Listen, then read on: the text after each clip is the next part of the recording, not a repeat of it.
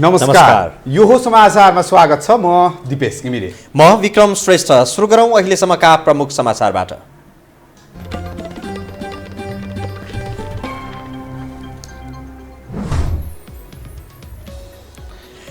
कानुनी र राजनैतिक विवाद बीच संवैधानिक आयोगका पदाधिकारीको शपथ।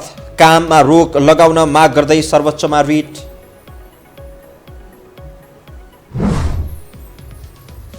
संवैधानिक निकायमा नियुक्तिको विरोधमा नेकपा दाहाल पक्षले भोलि आम हडताल गर्ने। ओलीको पक्षमा आज मोटरसाइकल जुलुस।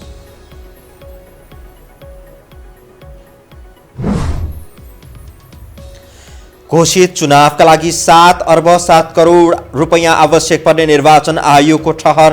कोरोनाका कारण 37 करोड खर्च बढ्ने।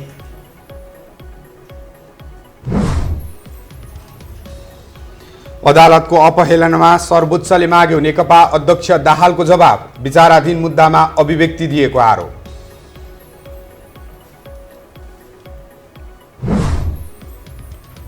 र म्यानमारकी प्रजातन्त्रवादी नेत्री सुकी विरुद्ध मुद्दा दर्ता। आयात निर्यात कानुन तोडेको अभियोग। फेब्रुअरी 15 सम्म हिरासतमा रहने।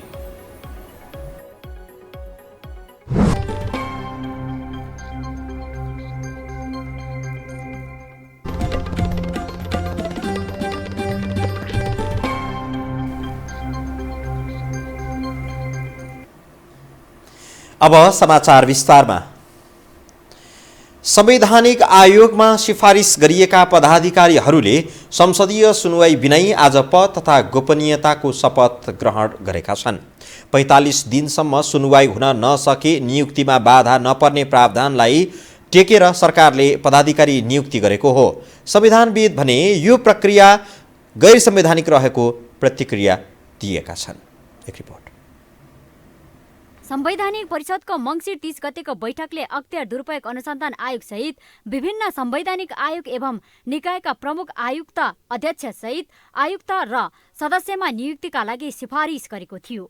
यससँगै सरकारले अध्यादेश मार्फत विभिन्न संवैधानिक आयोगमा नियुक्तिका लागि भएको सिफारिस गत पुस 5 गते संघीय संसद सचिवालय पठाएको थियो। त्यसै दिन प्रधानमन्त्री केपी शर्मा ओलीले प्रतिनिधि सभा विघटन गरेका थिए। सरकारको सिफारिसलाई सभामुख अग्निप्रसाद सापकोटाले गत सोमबार फिर्ता पठाएका थिए। त्यसको 2 दिनपछि सिफारिस भएका पदाधिकारी तथा सदस्यहरूलाई सरकारले शपथ गराएको छ। 45 दिनसम्म सुन्नै हुन नसके नियुक्तिमा बाधा नपर्ने प्रावधानलाई टेकेर सरकारले पदाधिकारी नियुक्ति गरेको हो। संविधानविद भने यो प्रक्रिया गैर संवैधानिक रहेको बताउँछन्। दोस्रो, अहिले सुनवाई समिति नभएको हुनाले संविधानको धारा 292 ले अनिवार्य संसदीय सुनवाई गर्नुपर्छ भन्छ। अब सुनवाई नै नगरिकन उहाँहरूले नियुक्ति गर्नु हो भने होइन, अनि त्यसमा राष्ट्रपतिले नियुक्ति गर्नुभयो भने राष्ट्रपति पनि विवादमा तानिनुहुन्छ, प्रधान न्यायाधीश पनि विवादमा तानिनुहुन्छ। र यो संविधान चाहिँ पालना गर्नका लागि होइन, यो चाहिँ जसले सक्छ त्यसले यो संविधानलाई चाहिँ कुल्चिने, संविधानको अपमान गर्ने, संविधानलाई भत्काउने, संविधानका मूल्य मान्यताहरूलाई ध्वस्त पार्ने जुन होडबाजी चलेको छ, त्यो होडबाजीमा राष्ट्रपति र प्रधानमन्त्री फेरि एकचोटि प्रवेश गर्नुहुन्छ। गैर संवैधानिक रूपमा नियुक्तिका आधार हुने शपथ रोक्न माग राख्दै मङ्गलबार मात्र सर्वोच्च अदालतमा वरिष्ठ अधिवक्ता दिनेश त्रिपाठीले रिट निवेदन पेश गरेका थिए। विवादित सिफारिस कार्यान्वयन गर्दै बुधबार शपथ गराएपछि संविधानका ज्ञाता एवं कानुनविद मुलुकमा विधिको शासन र संविधान समाप्त भएको तर्क गर्छन्। यसले चाहिँ वैधताको सङ्कट पैदा गर्यो सुरुदेखि नै। अब जनस्तरबाट विरोध भइरहेकै थियो, विपक्षी दलहरूले सबैले विरोध गरेकै थियो, नागरिक समाजले, सञ्चार जगतले विरोध गरेकै थियो। संविधान विरुद्ध भयो यो कुराहरू भनेर अदालतमा मुद्दाहरू पनि परेकै थिए। अब यति हुँदाहुँदै पनि संसदीय सुनवाई नगरिकन नै चाहिँ जसरी नियुक्त गरियो, अब यसले एउटा वैधताको सङ्कट उत्पन्न गर्यो। यसले शक्ति पृथकीकरणको सिद्धान्त अनुसार संवैधानिक परिषदमा विपक्षी दलको प्रतिनिधित्वको व्यवस्था छ, तर सरकारले अध्यादेश मार्फत त्यस्तो व्यवस्थालाई फेरबदल गर्दै आफ्नो अनुकूल निर्णय गराएको भन्दै विरोध भइरहेको छ। अर्कोतिर सर्वोच्च अदालतमा रिट दायर भएको अवस्थामा सरकारको यो कदमलाई संविधानमाथिको निर्मम प्रहारको रूपमा बुझिएको छ। यो हो टेलिभिजनका लागि क्यामेरामा सञ्जय घिमिरेका साथमा लीलामाया ठटाल, काठमाडौँ। यसैबीच विभिन्न संवैधानिक निकायका प्रमुख तथा पदाधिकारीलाई काम गर्न रोक लगाउन माग गर्दै सर्वोच्च अदालतमा रिट परेको छ। आजै पद तथा गोपनीयताको शपथ लिएका संवैधानिक निकायका 32 प्रमुख तथा पदाधिकारीलाई कामकाज गर्न रोक लगाउन माग गर्दै वरिष्ठ अधिवक्ता दिनेश त्रिपाठीले रिट दायर गर्नुभएको हो। सरकारले ल्याएको अध्यादेशले संविधानको धारा 2, 83, 284 र 292 को बर्खिला भएको रिटमा उल्लेख छ। संवैधानिक परिषद सम्बन्धी अध्यादेश नै संविधान विपरीत रहेको, परिषदका 6 मध्ये 3 जना बसेर निर्णय गर्न नमिल्ने र संसदीय सुनवाई बिनै ती आयोगमा नियुक्तिको परिकल्पना संविधानले नगरेको उहाँको तर्क छ।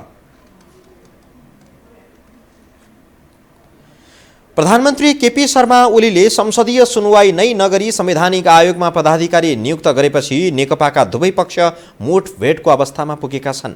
ओली पक्षले आज मोटरसाइकल र्याली निकालेर शक्ति प्रदर्शन गरेको छ भने दाहाल नेपाल पक्ष पनि के कम, उसले भोलि आम हडताल नै गर्ने भएको छ। एक रिपोर्ट। सभामुख अग्निप्रसाद सापकोटाको असहमतिकै बीच बुधबार प्रधानमन्त्री केपी शर्मा ओलीले संवैधानिक परिषदमा 38 जनालाई शपथ ग्रहण गराए। प्रधानमन्त्री ओलीको ठाडो निर्देशनमा संवैधानिक परिषदको सचिवालयले राष्ट्रपतिलाई नियुक्तिका लागि पत्राचार गरी शपथ खुवाइएपछि विपक्षीहरूको आन्दोलनको नयाँ चरण छेडिएको छ। सभामुख अग्निप्रसाद सापकोटा र उपराष्ट्रपति नन्दबहादुर पुनको अनुपस्थितिमै जबरजस्ती नियुक्ति दिइएपछि नेकपाको दाहाल नेपाल पक्षले बिहिबार देशभर आम हडतालको घोषणा गरेको छ। असंवैधानिक, गैर कानुनी र ज्यादतीपूर्ण रूपमा बलमिचाइ गरी संवैधानिक परिषदका पदाधिकारी र सदस्यहरूलाई शपथ गराउने काम गरियो। यसको विरुद्धमा अहिले प्रेस वक्तव्यमा जानकारी दिए झै भोलि देशव्यापी आम हडतालको घोषणा गरेका छौँ। यो हाम्रो बाध्यता हो। यो आम हडताल मूलभूत रूपमा यसरी गरिएको संवैधानिक परिषदका पदाधिकारी र सदस्यहरूको शपथ ग्रहण र नियुक्तिको विरुद्धमा हो। नेकपाकै एक पक्षले दिउँसो नेपाल बन्दको आह्वान गर्दा अर्को पक्षले प्रधानमन्त्रीको जय जयकार गर्दै सडक तताइरहेको थियो। प्रधानमन्त्री ओली पक्षका युवाहरूले माघ 23 मा हुन गइरहेको शक्ति प्रदर्शनलाई लक्षित गरी काठमाडौँमा बृहत मोटरसाइकल र्याली निकालेका छन्। प्रधानमन्त्री ओलीलाई पार्टीभित्र घेराबन्दीमा पारेर गलहत्याउने कामका विरुद्ध युवाहरू सडकमा आएको नेताहरूले बताएका थिए। प्रधानमन्त्रीज्यूलाई जुन घेराबन्दी गरेर आफ्नै पार्टीभित्रका नेताहरूले उहाँलाई गल हत्याएर निकाल्ने जुन प्रयत्न गरियो, त्यो प्रयत्नलाई उहाँले अस्वीकार गरेर सदन विघटन गरेर निर्वाचनको प्रक्रियामा जुन जानुभयो, त्यसलाई चुनौती दिँदै अदालतदेखि लिएर अनेक ठाउँमा उहाँहरूमाथि अनेक भ्रमहरू सिर्जना गरिएको सन्दर्भमा तमाम युवाहरू चाहिँ समृद्धिको पक्षमा छन्, राष्ट्रियताको पक्षमा छन् र प्रधानमन्त्रीको कदमको पक्षमा छन् भन्ने कुराको एउटा अभिव्यक्ति देखाउनको निमित्त र सिङ्गो मुलुक अब निर्वाचनको पक्षमा छ भन्ने कुराको जानकारी गराउनको निमित्त पर्सिको 23 गतिको विशाल सभा सम्भवतः त्यो पनि काठमाडौँमा अहिलेसम्मको सबभन्दा ठुलो सभामा परिणत हुनेछ र आजको मोटरसाइकल र्याली पनि नेपालमा अहिलेसम्म नभएको ठुलो र्याली हामी गर्दैछौँ। प्रधानमन्त्री ओलीले प्रतिनिधि सभा विघटन गरेपछि नेकपाको दाहाल नेपाल पक्षले निरन्तर सडक सङ्घर्ष गरिरहेको छ। माघ 9 मा यो पक्षले काठमाडौँमा जनप्रदर्शन गर्दै शक्ति देखाएको थियो। तर सत्ता र शक्तिमै रहेको ओली पक्षले माघ 23 मा 3 लाख मानिस काठमाडौँमा उतार्ने तयारी गरेको छ। त्यसकै केही दिनपछि माघ 28 मा पुनः दाहाल नेपालको प्रदर्शन छ। तर दुवै पक्ष प्रतिस्पर्धाकै रूपमा अघि बढ्दा देशमा थप मुठभेडको अवस्था सिर्जना भएको छ। यो हो टेलिभिजनका लागि क्यामेरामा सञ्जय घिमिरेका साथमा सन्तोष विके थापा, काठमाडौँ। अब बाँकी समाचार। प्रधानमन्त्री केपी शर्मा ओली पक्षको नेकपाले बुधबार काठमाडौँमा मोटरसाइकल र्याली निकाल्यो, जसमा युवाहरूको जमात त थियो नै, त्यसमा पनि किशोर अवस्थाका स्पष्ट राजनीति आन्दोलन नबुझेका र लही लहीमा मनोरञ्जनका लागि र्यालीमा सहभागी भएकाहरू उल्लेख्य भेटिए। एक रिपोर्ट। नजिक जाँदा कानै फुट्ला जस्तो गरी आवाज आउने मोडिफाई गरिएका थरीथरीका बाइक। यस्तो बाइक चलाएपछि टाउकोमा हेलमेट पनि लाउनै नपर्ने जस्तो, मानौ नेपालमा कुनै ट्राफिक नियम नै छैन, भए पनि उनीहरूलाई सख्त छुट छ। दृश्यमा देखिएका युवाहरूको टाउकोमा न हेलमेट छ न कुनै डर, बेपरवाह तरिकाले हातै छोडेर मोटरसाइकल हुइकाइरहेका छन्। प्रधानमन्त्री केपी शर्मा ओलीको समर्थनमा बुधबार काठमाडौँमा गरिएको मोटरसाइकल र्यालीमा सहभागी उनीहरूले अर्को पक्षका नेता पुष्पकमल दाहाल र माधव कुमार नेपाललाई आफ्नै शैलीमा चुनौती दिइरहेका छन्। प्रचण्ड चाहिँ चोर हो, त्यो चोर अहिले के छोडिहाल्यो हुन्छ है अहिले भन्दै आफू लिएर प्रचण्डले अहिले छोडिहाल्यो हुन्छ। युवा जागिसकेको छ, युवा जाग्यो भने युवा जागेपछि बाउ आमाले के युवाले भोटाल्छ।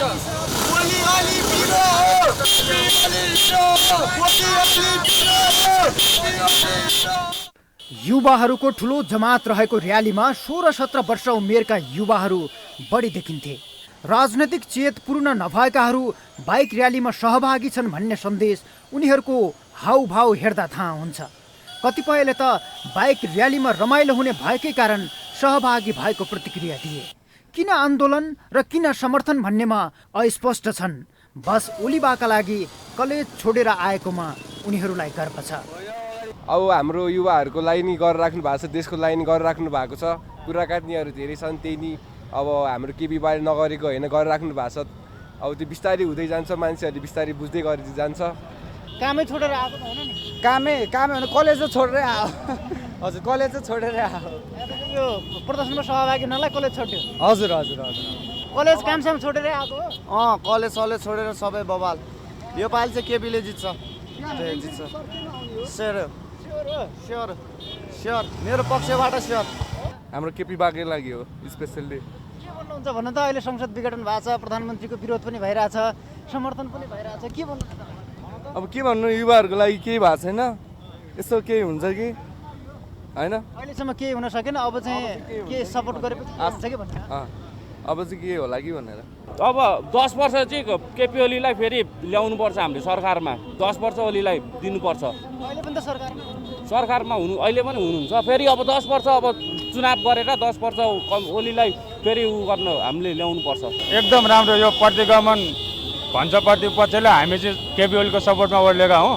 उहाँले चालेको गर्दा एकदम राम्रो छ। अरू विपक्षी दलहरूले, प्रचण्ड समूहहरूले पनि विरोध गरिरहेको छ, तपाईँलाई कस्तो लाग्यो?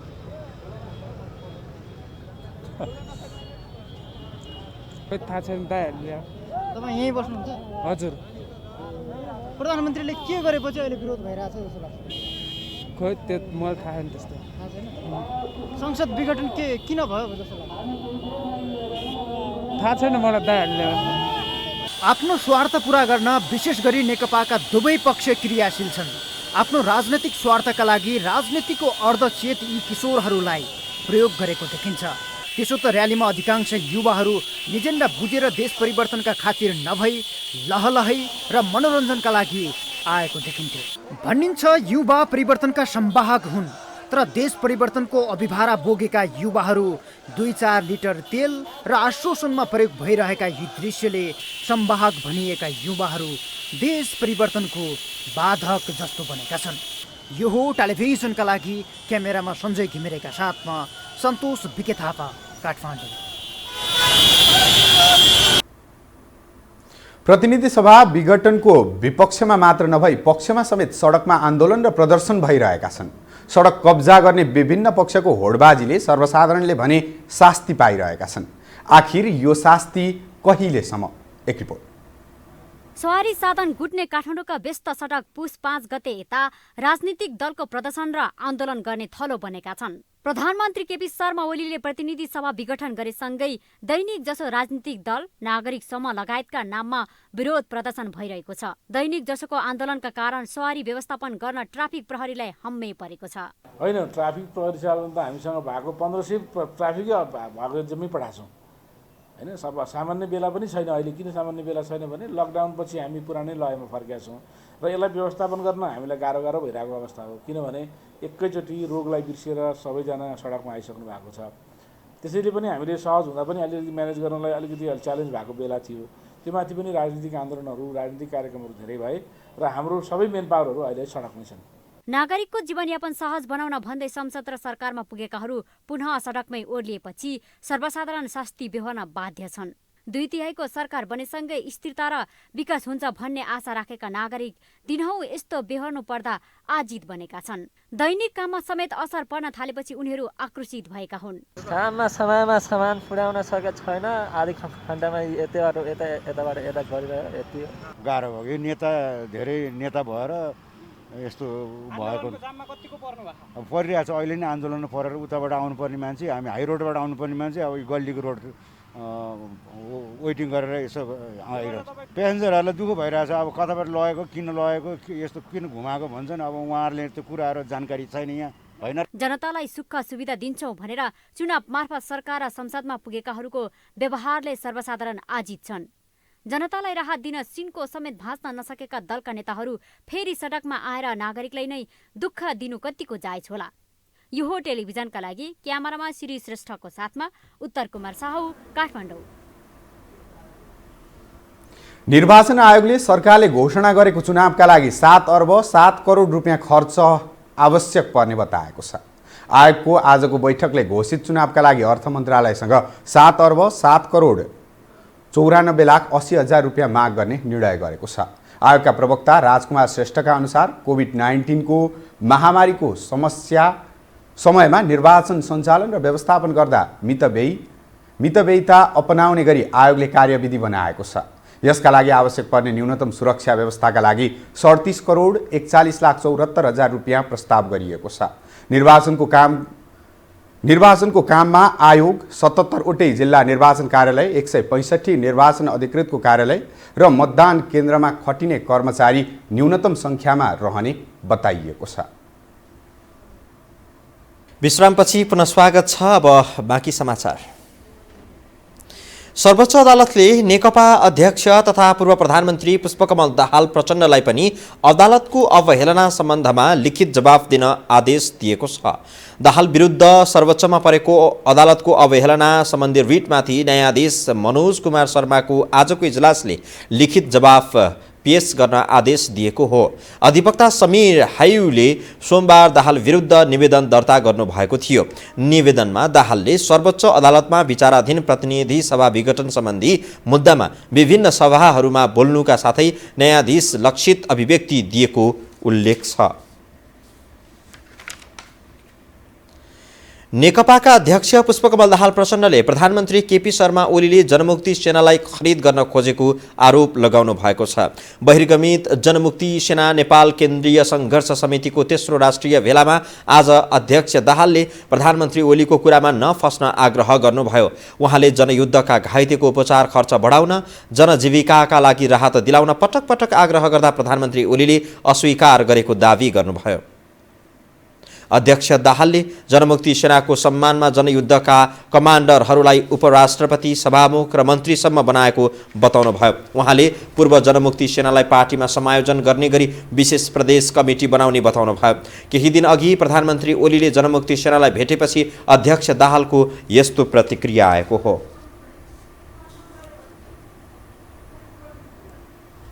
अब बाँकी समाचार। गृहमन्त्री रामबहादुर थापाले राजनीतिक स्थायित्वको निम्ति संसद विघटन गरेको प्रतिक्रिया दिनुभएको छ। नेकपा ओली पक्षधर अखिल नेपाल ट्रेड युनियन महासङ्घको 7औं राष्ट्रिय भेलामा आज गृहमन्त्री थापाले अस्थिरता अन्त्य गर्न जनतामा जाने निर्णय गरेको बताउनु भएको हो। उहाँले पुरानो संसदले राजनीतिक अस्थिरता पैदा गरेकाले नयाँ गठनले मात्रै स्थायित्व कायम गर्न सक्ने बताउनु भयो। थापाले संविधानले प्रधानमन्त्रीलाई संसद विघटन गर्ने विशेष अधिकार दिएको पनि दावी गर्नुभयो। गृहमन्त्री थापाले सर्वोच्च अदालतले पनि निर्वाचनकै पक्षमा फैसला गर्नेमा विश्वस्त रहेको बताउनुभयो। उहाँले निर्वाचन आयोगले अध्यक्ष र महासचिव रहेको पार्टी नै वैधानिक पार्टी भइसकेको जिकिर गर्नुभयो। नेपालमा कोरोना संक्रमणले आज 1 जनाको मृत्यु भएको छ। यससँगै देशभर संक्रमणबाट ज्यान गुमाउनेको संख्या 2031 पुगेको छ। स्वास्थ्य मन्त्रालयका अनुसार नेपालमा पछिल्लो 24 घण्टामा 142 संक्रमित थपिएका छन्। मन्त्रालयका अनुसार आज 206 जना कोरोना संक्रमित डिस्चार्ज भएका छन्। हाल देशभर 2335 जना सक्रिय संक्रमित रहेका छन्।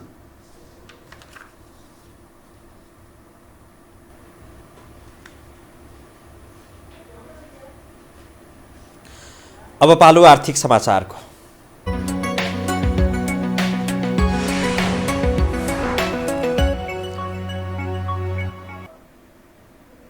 नेपाल स्टक एक्सचेन्ज नेप्से साताको चौथो दिन आज सामान्य अङ्कले गिरावट आएको छ। हिजो 65.49 अङ्कले बढेको नेप्सेमा आज सामान्य करेक्सन देखिएको हो। नेप्सेका अनुसार आज नेप्से 6.81 अङ्कले घटेर 2466.92 बिन्दुमा पुगेको छ। यस्तै आज बजार करेक्सन भए पनि कारोबार भने उच्च नै भएको छ। आज 9 अर्ब 53 करोड बढीको कारोबार भएको छ। कारोबार भएको कुल 12 उपसमूहमध्ये 4 वटा समूह बाहेक अन्य सबै समूह घटेका छन्।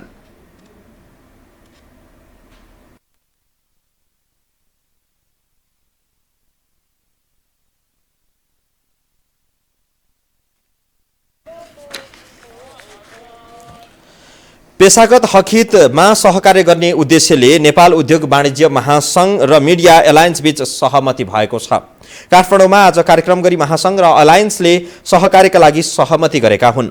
कार्यक्रममा उद्योग वाणिज्य महासंघका अध्यक्ष शेखर गोल्छाले छिट्टै नै कार्यदल बनाएर अघि बढ्ने जानकारी दिनुभयो। महासंघको तर्फबाट 3 र एलायन्सको तर्फबाट 3 जनाको कार्यदल बनाउने सहमति भएको छ।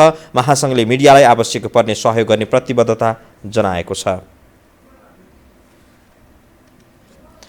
हामीसँग अन्तर्राष्ट्रिय र खेल समाचार बाँकी नै छन्। अहिलेलाई विश्राम।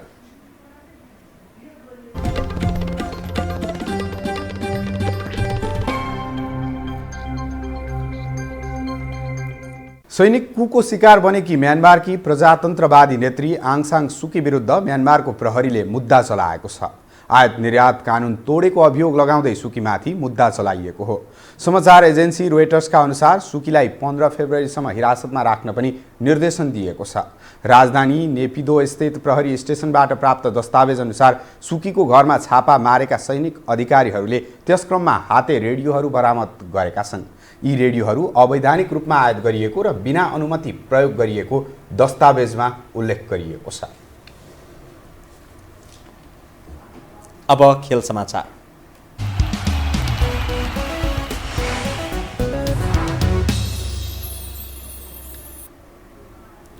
राष्ट्रिय महिला लीग फुटबलमा विभागीय टिम त्रिभुवन आर्मी क्लबले फराकिलो जित निकालेको छ।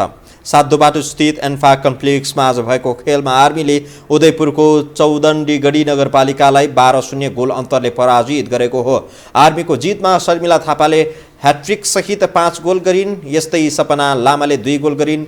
कप्तान अञ्जली वाइवा, हेमा चौधरी, विमला चौधरी, विमला विक र रश्मि घिसिङले 1-1 गोल गरे। जितसँगै आर्मीले 6 खेलमा 13 अङ्क जोडेको छ। आर्मी लिगको दोस्रो स्थानमा छ। चौदण्डीको यो लगातार 6औं हार हो।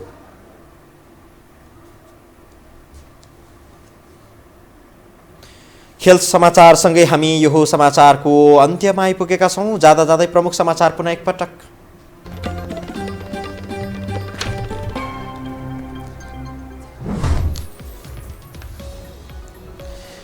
कानुनी र राजनैतिक विवादबीच संवैधानिक आयोगका पदाधिकारीको शपथ काममा रोक लगाउन माग गर्दै अदालतमा रिट।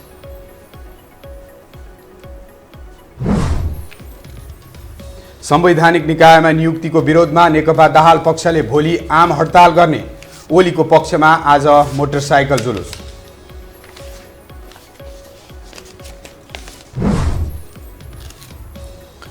घोषित चुनावका लागि 7 अर्ब 7 करोड आवश्यक पर्ने निर्वाचन आयोगको ठहर। कोरोनाका कारण 37 करोड रुपैयाँ खर्च बढ्ने। अदालतको अपहेलनामा सर्वोच्चले माग्यो। नेकपा अध्यक्ष दाहालको जवाब। विचाराधीन मुद्दामा अभिव्यक्ति दिएको आरोप।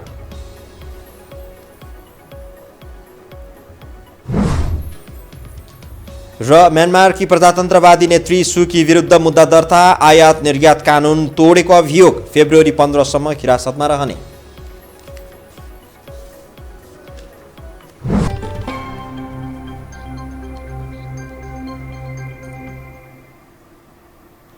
हवस् त यो हो समाचार सकियो। समाचार बुलेटिनका साथै यो हो टेलिभिजनका सम्पूर्ण कार्यक्रम यो हो टेलिभिजन.com, यो हो खबर.com, युट्युब र फेसबुकमा पनि पढ्न र हेर्न सक्नुहुनेछ।